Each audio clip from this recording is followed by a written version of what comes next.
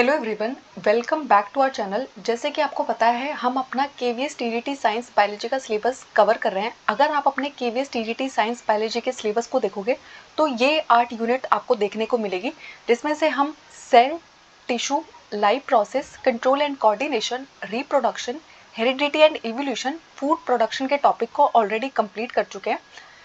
आज हमारा last topic है अवर इन्वायरमेंट। तो इन्वायरमेंट में आपको ये सब टॉपिक्स पढ़ने के लिए दिए गए हैं। इकोसिस्टम के बारे में, इन्वायरमेंटल प्रॉब्लम्स के बारे में, ओजोन डिप्लीशन क्या होता है, waste production and their solution, biodegradable and non biodegradable substances क्या होते हैं। तो इन्वायरमेंट क्या होता है? आपके आसपास का जो सब कुछ है ना, वो क्या है? एक्चुअली आपका इन्वायरमेंट है।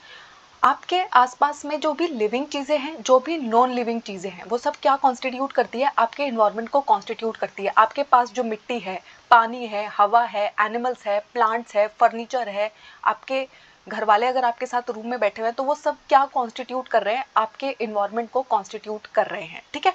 और अपने इन्वायरमेंट के अकॉर्डिंग ही हम क्या करते हैं? खुद को अडेप्ट करते हैं। अपनी सराउंडिंग के अकॉर्डिंग हम खुद को अडेप्ट करते हैं, अपने अंदर चेंजेस लाते हैं। पता है इकोसिस्टम क्या होता है? तो इंटरैक्शन जो होती है ना, लिविंग की जो नॉन लिविंग के साथ इंटरैक्शन है, उसको हम क्या बोलते हैं? इकोसिस्टम बोलते हैं, ठीक है।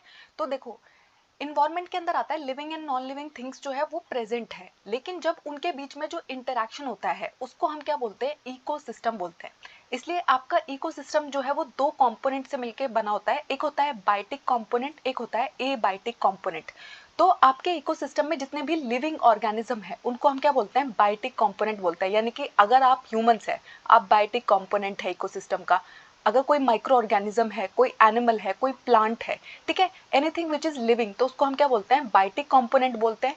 एबायोटिक कंपोनेंट में कौन आते हैं? जितनी भी नॉन लिविंग थिंग्स है, सॉइल है, रेन है, टेम्परेचर है, विंड है, मिनरल्स है, सनलाइट है, ये सब कुछ क्या है? एबायोटिक कंपोनेंट्स है, ठीक है। तो इकोसिस्टम के अंदर दो कंपोनेंट होते हैं। कभी कभी एग्जाम में आपसे ये पूछा जाएगा कि जो प्लांट है वो कैसा कंपोनेंट है, जो माइक्रो ऑर्गेनिज्म है वो कैसा कंपोनेंट है, तो आपको मालूम होना चाहिए कि बायोटिक कंपोनेंट है। फिर आता है नेचुरल इकोसिस्टम क्या होता है और आर्टिफिशियल इकोसिस्टम क्या होता है। तो नेचर से जो हमें इकोसिस्टम मिलता है उसको हम क्या बोलते हैं? नेचुरल इकोसिस्टम बोलते हैं। यानी कि जितने भी आपके फॉरेस्ट है वो आपने नहीं बनाए ना, नेचर ने ऑलरेडी आपको दिए है। जितना भी बड़ा हमारे डेजर्ट्स है, ग्रासलैंड है, वो सब क्या है? नेचुरल इकोसिस्टम है। फिर वो इकोसिस्टम जिनको ह्यूमंस ने बनाया है उनको हम क्या बोलते हैं? आर्टिफिशियल इकोसिस्टम बोलते हैं। जैसे कि आपके घर का बागीचा है, आपके खेत है, वो सब किसने मैनेज किया है? ह्यूमंस ने मैनेज किया है। आप डिसाइड करते हो कि आप कौन से प्लांट्स लगाओगे, कौन सी फसल उगाओगे, ठीक है। ये सब कुछ आप डिसाइड कर रहे हो, आप मैनेज कर रहे हो, तो इसको हम क्या बोलते हैं? आर्टिफिशियल इकोसिस्टम बोलते हैं। आपके घर में अगर एक्वेरियम रखा हुआ है तो वो भी किसके अंदर आता है? आर्टिफिशियल इकोसिस्टम के अंदर आता है। लेकिन अगर नदी के अंदर जो मछलियां है वो किसके अंदर आती है? नेचुरल इकोसिस्टम के अंदर आती है। फिर होता है प्रोड्यूसर्स। कौन होते हैं? तो आपको पता है जितने भी हमारे ग्रीन प्लांट्स हैं और जितनी भी हमारी एल्गी है और कुछ बैक्टीरिया, सारे बैक्टीरिया नहीं, कुछ बैक्टीरिया, ठीक है, ये क्या कर सकते हैं? अपना खाना खुद बना सकते हैं। कौन से प्रोसेस के थ्रू? फोटोसिंथेसिस के प्रोसेस के थ्रू। तो जो अपना खाना खुद बना सकते हैं फोटोसिंथेसिस के प्रोसेस के थ्रू, उनको हम क्या बोलते हैं? प्रोड्यूसर्स बोलते हैं। क्योंकि वो क्या करने वाले हैं? अपने खाने को खुद प्रोड्यूस करने वाले हैं। तो जितने भी हमारे ग्रीन प्लांट्स हैं, एल्गी है और कुछ बैक्टीरिया है, वो क्या कहलाते हैं? प्रोड्यूसर्स कहलाते हैं। उसके बाद आता है कंज्यूमर्स। तो कंज्यूमर्स का मतलब होगा जो प्रोड्यूसर्स ने जो प्रोडक्ट्स बनाए उनको जो खाएगा, उनके ऊपर जो फीड करेगा, उनको जो कंज्यूम करेगा, उनको हम क्या बोलते हैं? कंज्यूमर्स बोलते हैं। देखो, आप अपने खाने के लिए डायरेक्टली और इनडायरेक्टली किस पे डिपेंड करते हो? प्लांट्स और एनिमल्स पे डिपेंड करते हो। तो जितने भी प्लांट्स प्रोडक्ट्स आप खा रहे हो, ठीक है, वो क्या है? प्रोड्यूसर्स है और आप उनको खा रहे हो, कंज्यूम कर रहे हो, तो आप क्या कहलाओगे? कंज्यूमर्स कहलाओगे। अब हमारे जो कंज्यूमर्स है उनकी भी डिफरेंट क्लास है। हार्बीवोर्स हो सकते हैं, कार्निवोर्स हो सकते हैं, ओमनीवोर्स हो सकते हैं, या फिर पैरासाइट हो सकते हैं, जो सिर्फ प्लांट्स प्रोडक्ट्स को खाते हैं, प्लांट्स को खाते हैं, ठीक है, हरी पत्ती खा रहे हैं, हरी घास खा रहे हैं, वो सब क्या कहलाते हैं? हार्बीवोर्स कहलाते हैं। फिर जो सिर्फ मीट को खाते हैं उनको हम क्या बोलते हैं? कार्निवोर्स बोलते हैं। उसके बाद आते हैं हमारे ओमनीवोर्स, जो प्लांट प्रोडक्ट को भी खाते हैं और एनिमल प्रोडक्ट को भी खाते हैं, उनको हम क्या बोलते हैं? ओमनीवोर्स बोलते हैं। और पैरासाइट्स हम उनको बोलते हैं जो क्या करते हैं? होस्ट की बॉडी से अपने न्यूट्रिशन को डिराइव करते हैं, यानी कि किसी दूसरे पे डिपेंड करते हैं और उससे अपनी बॉडी का सारा न्यूट्रिशन जो है वो लेते हैं, उनको हम क्या बोलते हैं? पैरासाइट बोलते हैं।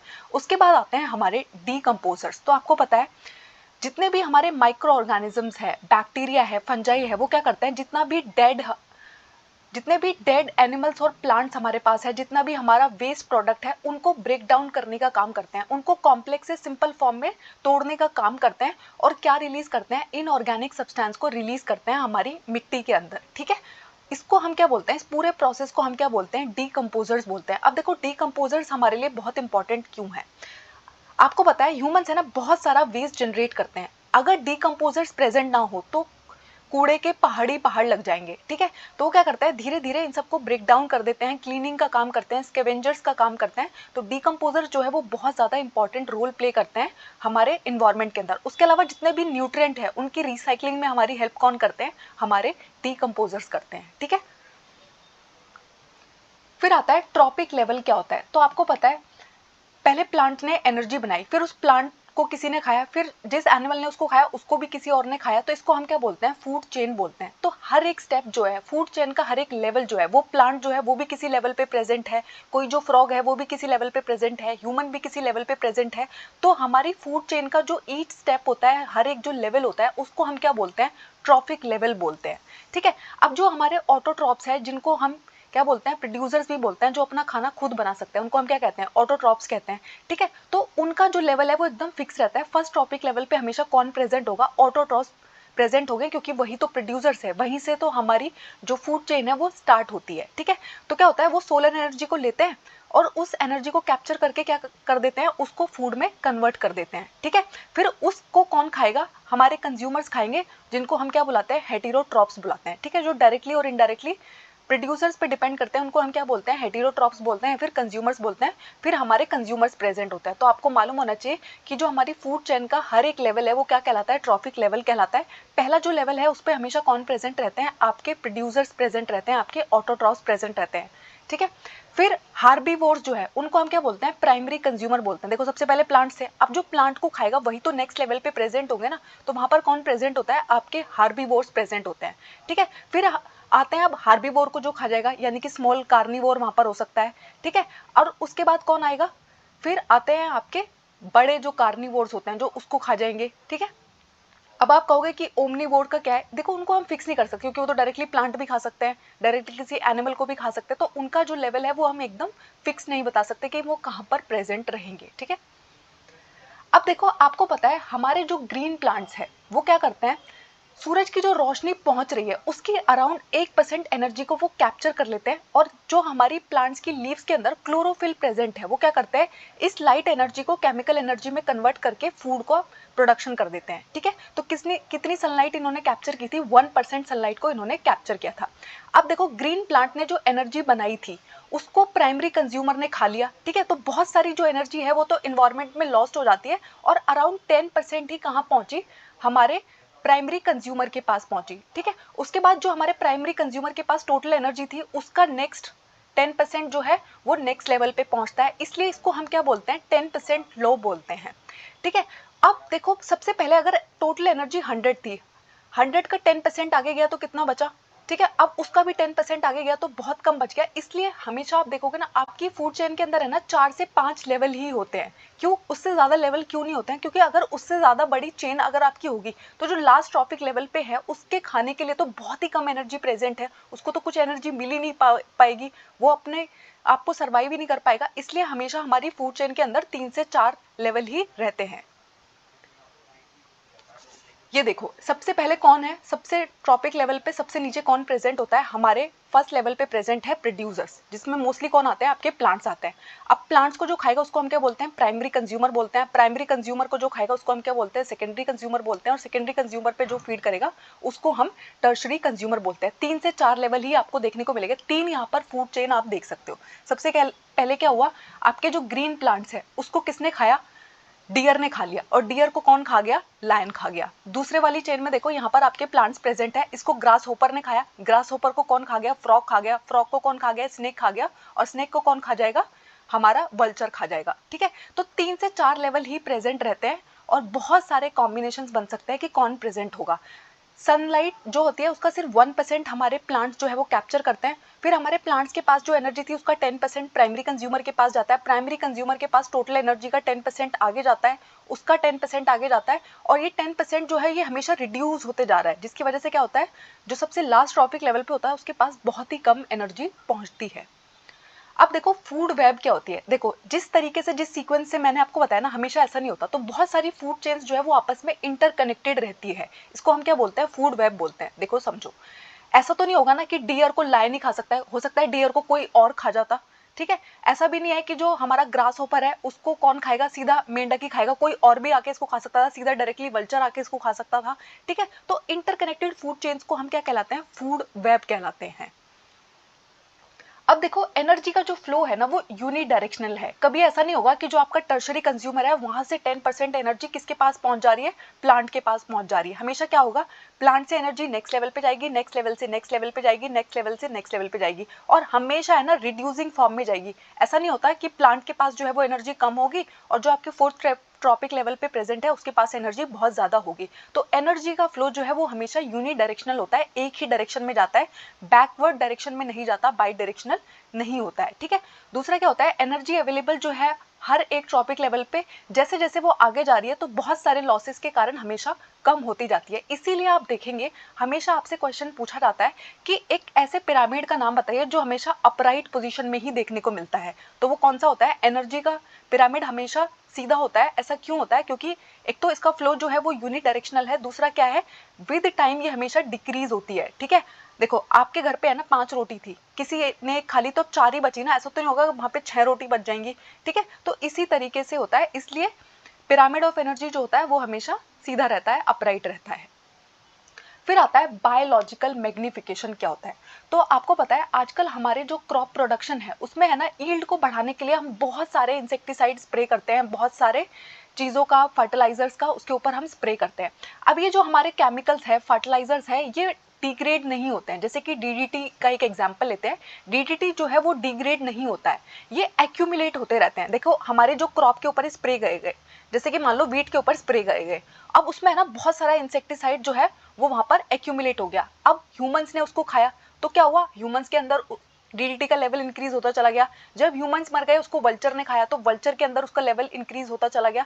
तो जैसे जैसे हर एक टॉपिक लेवल के साथ क्या होता है, केमिकल्स का लेवल जो है वो इंक्रीज होते जाता है, हमारी बॉडी के अंदर केमिकल्स जो है वो एक्यूमुलेट होते जाते हैं। इसी फिनोमिना को हम क्या टर्म करते हैं, बायोलॉजिकल मैग्निफिकेशन बुलाते हैं। इसीलिए डीडीटी को अब खेतों में इस्तेमाल करने के लिए बैन कर दिया गया है। क्यों, क्योंकि इसके बहुत ही हार्मफुल इफेक्ट्स देखने को मिलते हैं।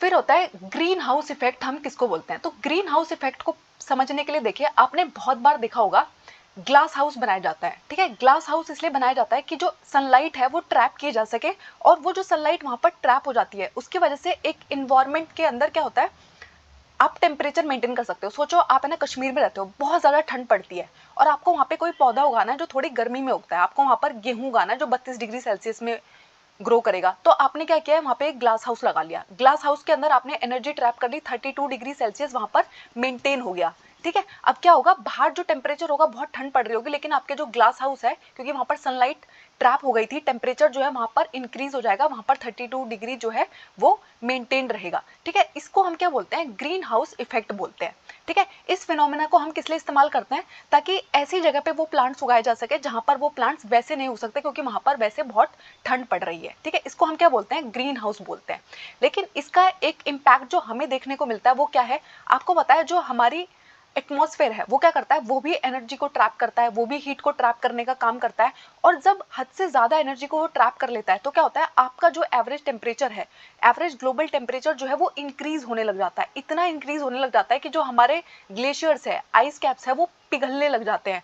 हमारे जो समुद्र है उनका जो पानी का लेवल है, सी लेवल है, वो इंक्रीज होते जाता है, जिसको हम क्या बोलते हैं, ग्लोबल वार्मिंग बोलते हैं। देखो अगर आप पुराने लोगों से कभी भी बात करोगे ना, अपने दादा दादी से पूछोगे तो वो बोलेंगे पहले ना इतनी गर्मी नहीं पड़ा करती थी, इतनी इस तरीके की टेम्परेचर नहीं होता था पहले ना, इतने टाइम तक ठंड पड़ा करती थी, ठीक है, इतनी जल्दी बारिश नहीं हो जाती थी। तो ये जो एक्सट्रीम हमें एटमॉस्फेयर देखने को मिल रहा है कि इतनी ज्यादा ठंड पड़ रही है, इतनी ज्यादा बारिश आ जा रही है, मौसम से पहले बारिश आ जा रही है, मौसम खत्म होने से पहले ही ठंड वापस चली जा रही है, ये सब कुछ किसकी वजह से हो रहा है, ग्लोबल वार्मिंग की वजह से हो रहा है, ठीक है। और ये किसकी वजह से होता है, क्योंकि ग्रीन हाउस इफेक्ट यहाँ पर देखने को मिलता है कि जो सनलाइट है वो बहुत ज़्यादा ट्रैप हो जाती है, जिसकी वजह से एवरेज टेम्परेचर जो है अर्थ का वो इंक्रीज होता है। फिर आता है ओजोन लेयर। तो आपको पता है हमारे एटमॉस्फेयर के आसपास एक पूरा ब्लैंकेट है किसका, ओजोन लेयर का। अभी क्या करती है, कहाँ पर प्रेजेंट होती है, हमारे स्ट्रेटोस्फेयर में। आपको पता है हमारे एटमॉस्फेयर की 5 लेयर है, उनमें से एक लेयर है स्ट्रेटोस्फेयर। वहां पर क्या प्रेजेंट है, ओजोन लेयर प्रेजेंट है। और ये क्या करती है, सनलाइट से जो भी हार्मफुल रेडिएशंस आती है, यूवी रेज आती है, उनको ट्रैप करने का काम करती है, उनको एब्जॉर्ब करने का काम करती है। क्योंकि देखो अगर यूवी रेज हम तक पहुंच जाए ना तो हमें बहुत सारे हेल्थ इश्यूज हो सकते हैं, हमें स्किन कैंसर हो सकता है, हमें बहुत सारे इश्यूज हो सकते हैं। तो उनसे बचाने का काम कौन करती है, हमारी ओजोन लेयर करती है। ठीक है, ओजोन का फॉर्मूला क्या होता है, O3 होता है, यानी कि ऑक्सीजन के 3 मॉलिक्यूल जब आपस में कंबाइन करते हैं तो वो क्या फॉर्म करते हैं, ओजोन को फॉर्म करता है। ये बहुत पॉइजनस होती है, डेडली होती है, पॉइजनस होती है। ये क्या करती है, अल्ट्रावायलेट रेडिएशन से प्रोटेक्ट करने का काम करती है अर्थ के सरफेस को। लेकिन आजकल हम इतने सारे ऐसे प्रोडक्ट का इस्तेमाल कर रहे हैं जिसकी वजह से क्या हो रही है, हमारी ओजोन लेयर जो है वो डिप्लीट होती जा रही है। तो अगर आप हायर लेवल पे देखोगे तो वहां पर क्या होता है, आपकी जो ऑक्सीजन प्रेजेंट है उसके ऊपर जब अल्ट्रावायलेट रेडिएशन एक्ट करती है तो वो क्या बनाती है, ऑक्सीजन के 2 मॉलिक्यूल आपको स्प्लिट करके दे देती है। और जब ये O2 के साथ कंबाइन करते हैं तो ये क्या फॉर्म कर देते हैं, ओजोन को फॉर्म कर देते हैं। ठीक है, इस तरीके से हमारी ओजोन जो है वो हायर लेवल पर प्रेजेंट रहती है। लेकिन आजकल जो है हमारी ओजोन लेयर जो है वो डिप्लीट होती जा रही है। ठीक है, ओजोन डिप्लीशन का मतलब क्या होता है, जो हमारी ओजोन की लेयर है उसकी जो थिकनेस है वो क्या होती जा रही है, रिड्यूस होती जा रही है। हमारी जो ओजोन लेयर है वो पतली होती जा रही है। क्यों, क्योंकि हम ऐसे बहुत सारे कंपाउंड इस्तेमाल कर रहे हैं जो क्या करते हैं, ओजोन को डिप्लीट करने का काम करते हैं। आपने बहुत बार सुना होगा ये क्लोरोफ्लोरोकार्बन्स। ठीक है, तो ऐसे कंपोनेंट हम इस्तेमाल करते हैं जो बहुत ज़्यादा अनस्टेबल है। ठीक है, और ये क्या करते हैं, बायोलॉजिकल प्रोसेस से डिग्रेड नहीं होते हैं और हमारी अल्ट्रावायलेट रेडिएशन से बचाने वाली जो शील्ड है, ओजोन लेयर है, उसको थिन करने का काम करते हैं। अभी कहाँ पर मिलते हैं, हमारे एटमॉस्फेयर के अंदर प्रेजेंट है, ये ओजोन लेयर तक जाते हैं और ओजोन मॉलिक्यूल के साथ रिएक्ट करना शुरू कर देते हैं, जिसकी वजह से क्या होता है, हमारी जो ओजोन लेयर है वो घटती जाती है। तो ओजोन लेयर के अंदर सबसे पहले एक होल डिस्कवर किया गया। कहाँ पर डिस्कवर किया गया है, अंटार्कटिका रीजन में डिस्कवर किया गया। ठीक है, तो ओजोन होल कहाँ पर देखने को मिलता है, अंटार्कटिका में देखने को मिलता है। किसकी वजह से ओजोन डिप्लीट हो रही है, क्लोरोफ्लोरोकार्बन्स की वजह से डिप्लीट हो रही है। हमारे जो जितने भी एसी हम इस्तेमाल करते हैं, ठीक है, हमारे इन सब में क्या प्रेजेंट होता है, क्लोरोफ्लोरोकार्बन प्रेजेंट होता है। हम उसके अलावा अब ये ओजोन होल जो है, ये थिनिंग जो है आपकी ओजोन लेयर की, अब ये जो ओजोन होल है, जो थिनिंग है आपकी ओजोन लेयर की, उसकी वजह से इफेक्ट्स क्या पड़ रहे हैं। ठीक है, तो जैसे जैसे हमारी ओजोन लेयर जो है वो डिप्लीट हो रही है तो क्या हो रहा है, बहुत सारी यूवी रेडिएशन जो है वो कहाँ पहुंच पा रही है, हम तक पहुंच पा रही है, ट्रोपोस्फेयर तक एंटर कर पा रही है, जिसकी वजह से क्या हो रहा है, स्किन एजिंग देखने को मिलती है, यानी कि लोग जल्दी बूढ़े हो रहे हैं, कैटरैक्ट देखने को मिलता है, सनबर्न देखने को मिलता है, स्किन कैंसर देखने को मिलता है। हमारी जो ओशियंस है उनके अंदर फाइटोप्लैंक्टन जो प्रेजेंट होते हैं उन वो मर जा रहे हैं, इसकी वजह से हमारी जो फिश प्रोडक्टिविटी है वो घट रही है। ठीक है, उसके अलावा क्या होता है, आपके जो प्लांट के प्रोटीन्स है वो भी डैमेज होते हैं, किसकी वजह से, यूवी रेडिएशन जैसे ही उनके ऊपर एक्ट करती है। हमारे जो प्लांट्स की सेल्स है उनके अंदर म्यूटेशन देखने को मिल रहा है। उसके अलावा क्या हो रहा है, एवोपरेशन का रेट जो है वो इंक्रीज होते जा रहा है। हमारे प्लांट्स जो है वो बहुत ज़्यादा ट्रांसपायर कर रहे हैं, जिसकी वजह से क्या होता है, बहुत सारा पानी जो है वो पत्तियों से लॉस हो जाता है। उसके अलावा क्या होता है, आपके जितने भी पेंट्स है, फाइबर्स है, वो बहुत जल्दी उड़ जाते हैं। यानी कि आपने सोचा आपने अभी इतना सुंदर सा पेंट कराया था लेकिन उसकी क्वालिटी बहुत ही जल्दी खराब हो जा रही है पहले के मुकाबले। ये सब किसकी वजह से हो रहा है, क्योंकि यूवी रेडिएशंस जो है वो अर्थ के सरफेस तक पहुंच पा रही है। अब जो ओजोन डिप्लीशन है उसको हम कहते क्या है, तो अगर आपकी ओजोन लेयर जो है वो पतली हो रही है, इसको हम क्या कहते हैं, ओजोन डिप्लीशन कहते हैं। और ओजोन होल का लिटरल मतलब ये नहीं होता कि वहां पे कोई छेद आपको दिखाई देगा, इसका मतलब यही होता है कि वो वहां से पतली हो गई है। ठीक है, उसके अलावा क्या होता है, अगर आप अपनी ओजोन लेयर की थिकनेस को मेजर करना चाहते हो तो उसकी एक यूनिट है जिसको हम क्या बोलते हैं, डॉब्सन यूनिट बोलते हैं। ओजोन डिप्लीशन जो है वो सबसे पहले कहाँ ऑब्जर्व किया गया, अंटार्कटिका में ऑब्जर्व किया गया। ओजोन का फॉर्मूला क्या है, O3 है। ठीक है, ऑक्सीजन के 3 मॉलिक्यूल से मिलकर बनी होती है। ओजोन डिप्लीशन होता किसकी वजह से है, क्लोरोफ्लोरोकार्बन की वजह से होता है, जो कहाँ पर यूज किए जाते हैं, आपके रेफ्रिजरेटर्स के अंदर यूज किए जाते हैं, फायर एक्सटिंग्विशर जो होते हैं आपके आग बुझाने के लिए जो डिवाइस इस्तेमाल होते हैं उसमें यूज किए जाते हैं। उसके बाद एक कॉन्फ्रेंस हुई थी यूएनईपी की। यूएनईपी की फुल फॉर्म आपको मालूम होनी चाहिए, यूनाइटेड नेशन इन्वायरमेंट प्रोग्राम। 1987 में मॉन्ट्रियल प्रोटोकॉल उन्होंने साइन किया, किस लिए, क्लोरोफ्लोरोकार्बन कंपाउंड्स को फ्रीज करने के लिए। यानी कि इस मॉन्ट्रियल प्रोटोकॉल में क्या कहा गया, कनाडा का एक शहर है जिसको हम क्या बोलते हैं, मॉन्ट्रियल बोलते हैं, जहाँ पर ये प्रोटोकॉल साइन किया गया था। यूएनईपी का जो हेडक्वार्टर है वो कहाँ पर है, नैरोबी केन्या में है। तो यूएनईपी की जो ये कॉन्फ्रेंस हुई, उन्होंने क्या कहा कि हमें है ना अपनी ओजोन लेयर को डिप्लीट होने से बचाना है। अब अगर उसे ओजोन लेयर को डिप्लीट होने से बचाना है तो आपको क्या करना होगा, आपके जो क्लोरोफ्लोरोकार्बन कंपाउंड्स है उनका इस्तेमाल आपको बहुत कम करना होगा, धीरे धीरे बिल्कुल खत्म करना होगा। ठीक है, तो इसके लिए ये कॉन्फ्रेंस रखी गई थी और ये किस पर फोकस करती है कि आपको क्लोरोफ्लोरोकार्बन कंपाउंड्स का जो यूज है उसको फ्रीज करना है, बंद करना है। उसके बाद आता है वाटर पोल्यूशन, हम किसको टर्म करते हैं। तो अगर आपकी वाटर बॉडी के अंदर कोई भी अनडिजायरेबल सब्सटेंस का एडिशन किया जा रहा है तो इसको हम क्या कहते हैं, वाटर पोल्यूशन कहते हैं। यानी कि वाटर बॉडी के अंदर आपने कोई भी अनडिजायरेबल सब्सटेंस डाल दिया, इसको हम क्या बोलेंगे, वाटर पोल्यूशन बोलेंगे। उसके अंदर से आपने डिजायरेबल सब्सटेंस, डिजोल्व ऑक्सीजन को रिमूव कर दिया तो इसको हम क्या कहेंगे, वाटर पोल्यूशन कहेंगे। आपके जो वाटर है उसका जो टेम्परेचर है उसमें बहुत ज़्यादा चेंज आ रहा है, तो एकदम से बहुत ठंडा हो जा रहा है, या फिर आपने इतने सारे केमिकल्स डाल दिए, इतना सारा गर्म पानी उसके अंदर रिलीज कर दिया फैक्ट्री से आने वाला, जिसकी वजह से वहाँ पर जो है बहुत गर्म हो गया टेम्परेचर, तो इसको भी हम क्या बोलते हैं, वाटर पोल्यूशन बोलते हैं। और बहुत ज़्यादा गर्म हो जाना ही प्रॉब्लम नहीं, अगर बहुत ज़्यादा ठंडा पानी अगर आप डाल दे रहे हो तो वो भी क्या है, प्रॉब्लम है। क्योंकि देखो वहाँ पर जो रहने वाले एक्वेटिक एनिमल्स हैं, प्लांट्स हैं, उनकी भी एक रेंज है कि वो कैसा टेम्परेचर में रहना पसंद करते हैं। अगर आप बहुत ठंडा कर दोगे पानी तो भी उनके अंदर आपको प्रॉब्लम देखने को मिलेगी, अगर बहुत गर्म पानी डालोगे तो भी उनके अंदर प्रॉब्लम देखने को मिलेगी। तो इसको हम क्या बोलते हैं, वाटर पोल्यूशन बोलते हैं। आप अनडिजायरेबल सब्सटेंसेस को ऐड कर रहे हो, डिजायरेबल सब्सटेंसेस को रिमूव कर रहे हो, या फिर बहुत ज़्यादा टेम्परेचर चेंज कर रहे हो, तो ये सब क्या रेफर किया जाता है, वाटर पोल्यूशन रेफर किया जाता है। उसके बाद होता है ग्लोबल वार्मिंग क्या है। तो जैसे जैसे धीरे धीरे जो अर्थ का टेम्परेचर है वो ग्रेजुअली जो इंक्रीज होते जा रहा है, किसकी वजह से, ग्रीन हाउस इफेक्ट की वजह से, इसको हम क्या बोलते हैं, ग्लोबल वार्मिंग बोलते हैं। और हमारे ग्लोबल वार्मिंग के लिए कौन सी गैसेस रिस्पॉन्सिबल है, कार्बन डाइऑक्साइड का बहुत इंपॉर्टेंट रोल है, क्लोरोफ्लोरोकार्बन का बहुत ज़्यादा रोल है। ठीक है, बहुत सारे पॉल्यूटेंट्स इसमें कंट्रीब्यूट करते हैं। ठीक है, तो आपको ग्लोबल वार्मिंग का मतलब मालूम होना चाहिए कि ग्लोबल वार्मिंग का मतलब होता है कि अर्थ का जो एवरेज टेम्परेचर है वो धीरे धीरे बढ़ते जा रहा है। और ये किसकी वजह से होता है, ग्रीन हाउस इफेक्ट की वजह से होता है, जो मैंने आपको पहले ही समझाया। अब हमारी जो ग्रीन हाउस गैसेज है उनके नाम क्या है, आपकी जो कार्बन डाइऑक्साइड है, आपकी जो मीथेन है, वाटर वेपर है, नाइट्रस ऑक्साइड है, क्लोरोफ्लोरोकार्बन है, ओजोन है, ये सब क्या करती हैं, आपकी ग्रीन हाउस गैसेज है, यानी कि आपकी ग्लोबल वार्मिंग को इंक्रीज करने में इन सारी गैसेज का इंपॉर्टेंट रोल है। फिर होता है एसिड रेन, हम किसको बोलते हैं। तो जब है ना आपकी जो बारिश है, बारिश का जो पानी गिर रहा है, अगर आपने उसका पीएच चेक किया और वो पीएच है ना 5.6 से नीचे है, तो इसको हम क्या बोलते हैं, एसिड रेन बोलते हैं। अब एसिड रेन होती किस वजह से, देखो ह्यूमन है ना बहुत सारी ऐसी एक्टिविटीज करता है जिसकी वजह से एटमॉस्फेयर में बहुत सारे ऑक्साइड्स रिलीज होते हैं, सल्फर के, नाइट्रोजन के। ठीक है, जिसकी वजह से क्या होता है, वो जाकर रिएक्ट करते हैं हमारे वाटर वेपर के साथ, और फिर वो बारिश की फॉर्म में नीचे गिरते हैं। और उस एसिड रेन के अंदर आपको क्या देखने को मिलता है, सल्फ्यूरिक एसिड देखने को मिलता है, नाइट्रिक एसिड देखने को मिलता है, कार्बोनिक एसिड देखने को मिलता है। और ये जो बारिश गिर रही है ये ना तो हमारी बिल्डिंग्स के लिए अच्छी है, ना हमारे लिए अच्छी है। ठीक है, और उसके अलावा जो हमारी क्रॉप्स है ना उनके लिए अच्छी है, क्योंकि हमारी जो सॉइल है उसका वो कैसे कर देगी, ये पीएच कैसा हो जाएगा, एसिडिक हो जाएगा। आपकी जो वाटर बॉडीज है उसका पीएच कैसा हो जाएगा, एसिडिक हो जाएगा। ठीक है, तो एसिड रेन जो है वो बहुत ज़्यादा हार्मफुल होती है। कौन से एसिड उसके अंदर प्रेजेंट होते हैं और वो क्यों प्रेजेंट होते हैं, क्योंकि बहुत सारी ऐसी एक्टिविटीज़ हम कर रहे हैं जिसमें हम सल्फर और नाइट्रोजन के ऑक्साइड्स को रिलीज करते हैं। ठीक है, फॉसिल फ्यूल को हम बर्न कर रहे हैं। ठीक है, इतने सारे ऑटोमोबाइल्स का हम यूज़ कर रहे हैं।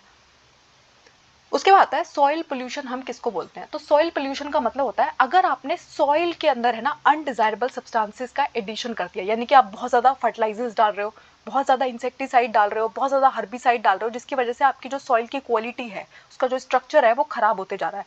जैसे कि अगर आप डीडीटी का बहुत ज़्यादा इस्तेमाल करते हो, आपको पता है नॉन बायोडिग्रेडेबल है, कभी डिग्रेड ही नहीं होगा, परसिस्टेंट ऑर्गेनिक पॉल्यूटेंट का रोल प्ले करता है। ठीक है, आप एल्ड्रिन और डाइल्ड्रिन डाल रहे हो, हर्बिसाइड डाल रहे हो जैसे कि सोडियम क्लोरेट, सोडियम आर्सेनेट। ठीक है, ये सब भी क्या करते हैं, आपकी सॉइल को पोल्यूट करने का काम करते हैं। और अगर इसमें जब आप कोई क्रॉप उगाओगे उसको फिर जब लोग खाएंगे, ह्यूमन कंजप्शन करेंगे, तो उनको भी बहुत सारी बीमारियां देखने को मिलता है, इवन बर्थ डिफेक्ट्स तक देखने को मिल सकते हैं। आता है एयर पोल्यूशन, हम किसको कहते हैं। तो एयर पोल्यूशन का मतलब होता है जब आप बहुत ज्यादा फॉसिल फ्यूल को बर्न करते हो, जैसे कि आप कोयले को जला रहे हो, पेट्रोलियम को बर्न कर रहे हो, तो आपको पता है बहुत स्मॉल क्वांटिटी में क्या रिलीज होता है, नाइट्रोजन एंड सल्फर के ऑक्साइड रिलीज होते हैं। ठीक है। अब ये जो नाइट्रोजन एंड सल्फर के ऑक्साइड रिलीज हो रहे हैं, ये क्या करते हैं, एसिड रेन में कंट्रीब्यूट करते हैं, एयर की क्वालिटी को खराब करते हैं।